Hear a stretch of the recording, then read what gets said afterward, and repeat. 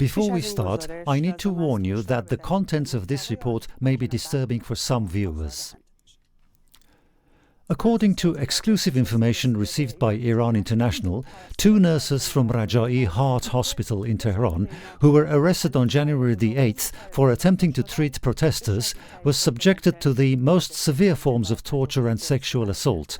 The severity of the sexual abuse was such that both nurses lost part of their intestines during surgery and are now living with colostomy bags. On January the 8th, security forces entered Rajaei Heart Hospital and, after shooting at the injured, ordered the staff to refrain from treating all victims. About half of the 30 members of staff, including nurses, at the hospital defied this order, and 7 nurses continued to treat the injured. The defiance of these 7 nurses led to their beating and transfer to the lower floors of the hospital. According to information received by Iran International, 2 nurses were shot by security forces in front of their colleagues and killed. Their bodies were found days later in Kahrizak. They took us to the lower level of the hospital in the storage area and shot 2 of the nurses there. They killed 2 people right in front of our eyes. The most horrifying part of this incident is the sexual assaults on the nurses. 5 surviving nurses were arrested.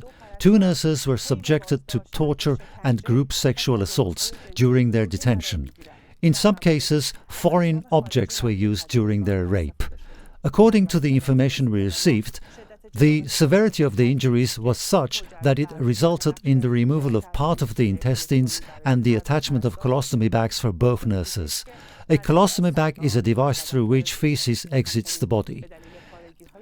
Additionally, due to severe internal ruptures, one nurse's uterus was completely removed and the other nurse faces the possibility of a complete hysterectomy. Information received by Iran International indicates that one of the arrested nurses, identified by the pseudonym R-Zad, was subjected to repeated sexual assaults.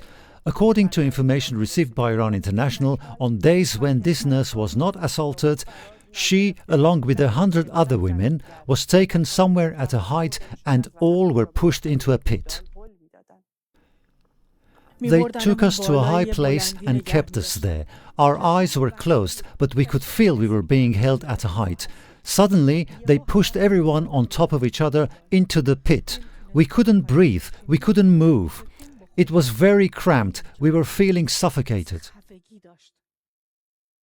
According to the information we received, security agencies put the families of the detainees under pressure to cover up this incident. The family of one of the nurses was forced to pay large sums and prepare a fake temporary marriage contract with an intelligence officer to facilitate her release.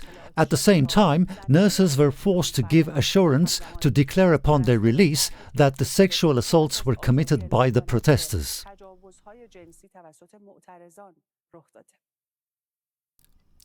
Iran International has learned that before one of the nurses was transferred to the operating room, she repeatedly asked the doctors not to let her survive.